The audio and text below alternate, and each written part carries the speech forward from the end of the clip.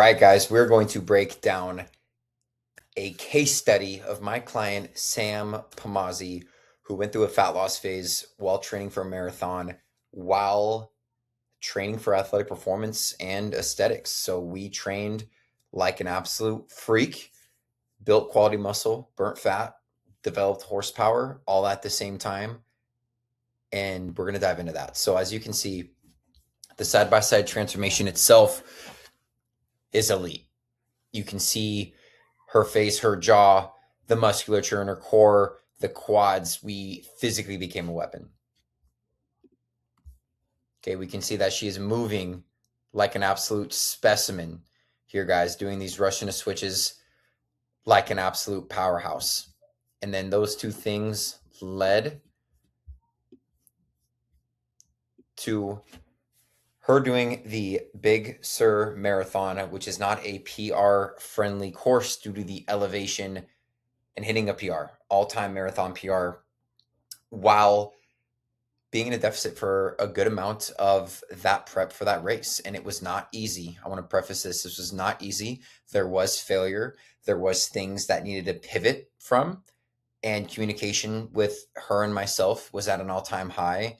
And that's what it takes to be successful in the feat of something like this. So before we even dive into this, why did we think this was a good idea? Why do we think we could do this, right?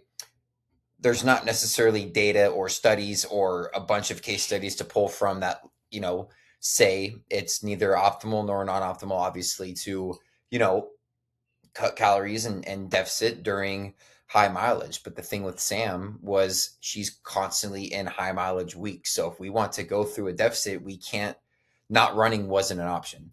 So we had to be smart about this, and we had to get on multiple calls. We had to map out this race. We had to map out how long the deficit was going to be. And we had to map out, diet breaks when we were going to do refeeds with carbs based on her long runs, based on her hard training sessions. And it took a lot of communication, and in all transparency, we did attempt to start a cut originally, and it was unsuccessful. We had to pause, go back to the drawing board, and then we got into our successful one. Okay. So first things first, Sam's adherence is very, very high. She does not miss training sessions. She does not miss her macros. That is the number one thing as a coach where I was even willing to have this conversation with her, because if she was missing her protocols, I would have no interest in supporting her with this crazy goal. That wasn't the case with Sam. So I was willing to do this. I'm also in the camp that the human body is way more capable than what a textbook might say. And she was living proof of this.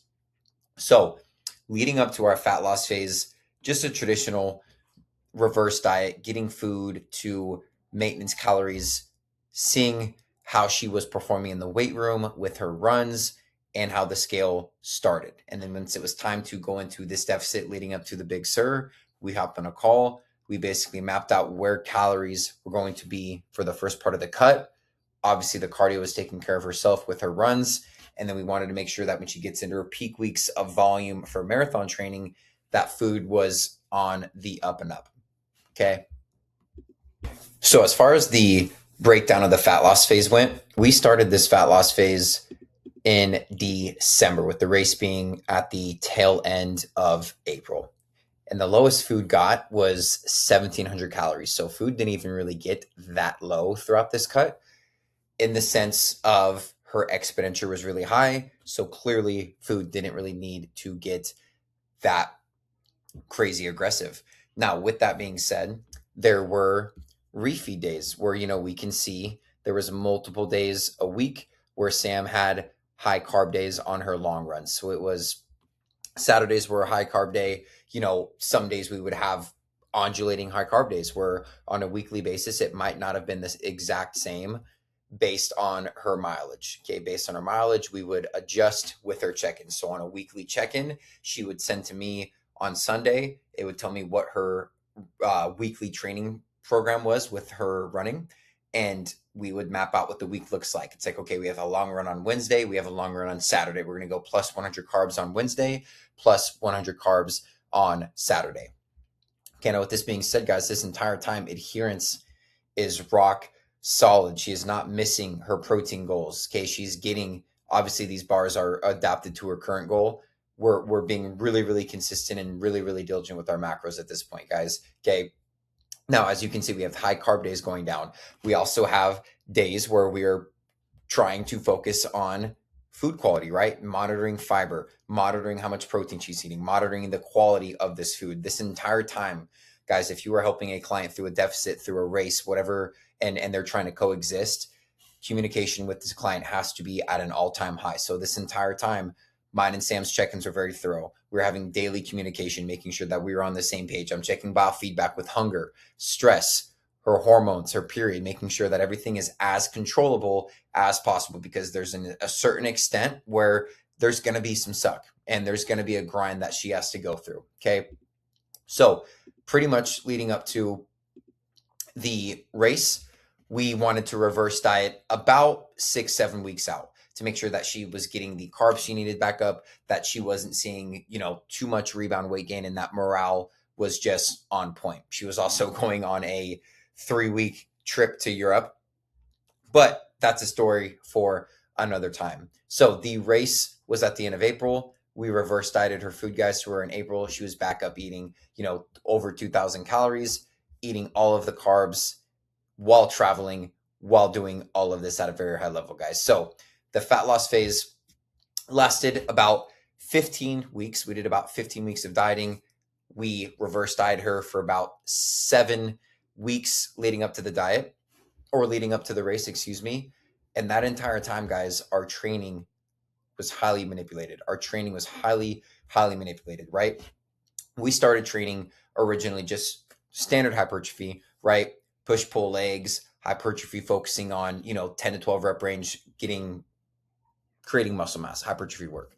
But as her mileage got up, we started seeing compensations in the way she moved, the way she felt, and training like a normal person was no longer an option anymore, nor was it a want. So her training got really, really fun, where we started training in a way where we had to find out her flaws physically and address them aggressively. So her first training split looked like this, guys. So we did not train traditionally at all. We did lots of isometric holds, lots of plyometrics, and then we would sprinkle in our strength and hypertrophy work.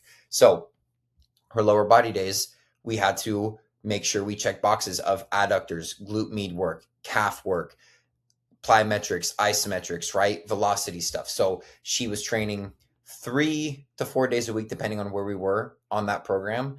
And it looks different than probably anything you've ever seen, right? I was having her do, med ball slams. We were dropping things and catching them. We were manipulating her nervous system in ways to manage fatigue, create quality stimulation without wrecking her runs. So we went to the high-low model, like I said earlier, where we were trying to make sure that we were keeping high fatigue days high, low fatigue days low. That means if she had a really long run on Monday, we weren't going to destroy her legs on Tuesday. That might mean we did a high run on Monday. On Tuesday, we did a push workout, which is inherently going to be a little bit less fatiguing. And then Wednesday, she had aggressive interval runs. So it was a high day, a low day, a high day, right? This was also helping with our overall allostatic load to make sure that we were actually still able to see the adaptation of fat loss while training like this. And her peak week, guys, she was running 60 miles a week, lifting 3 days a week. We had to be diligent about this stuff. We had to be absolutely